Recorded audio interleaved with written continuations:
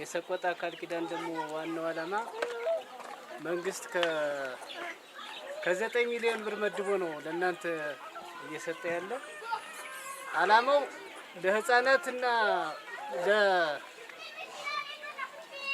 ለነፍሰ ጡር እናቶች የሚያገለግል በጣም የበለጸገ እንቁላል የሚጥሉ የኮይኮይ የሚባል ጅግራ መሰል ዶሮ ነው ለእናንተ የምናስረክብ ማለት እና ዛሬ የሚሰጣችሁ ዶሮ ለእያንዳንዱ ሰው ከዚህ በፊት በስልጠናው እንደወሰዳችሁት 12 ዶሮ እንሰጣችኋለን ማለት 12 ዶሮ የምንሰጣችሁ እነዚህን እንቁላል አስጥላችሁ እናንተ ምግብ እንድትመገቡ ነው።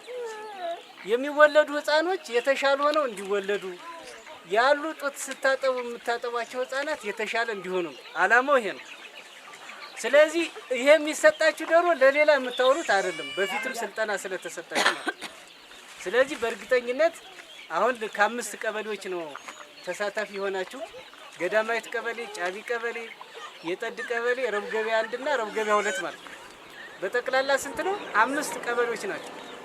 እና ለተመረጣችሁ አጥቢ እናቶች እና ነፍሰ ጡር እናቶች የሚያገለግል ለምግብነት የሚያገለግል እንቁላል ጣይ ዶሮዎች ናቸው እነዚህ ዶሮዎች ማለት። ቀጣይ ደግሞ ምን ይመቻቻል? የተሻለ በግ እና የበለጸጉ ምግቦችን አትክልትና ፍራፍሬ በየጓሯችሁ እንድዘሩ እና እንድትመገቡ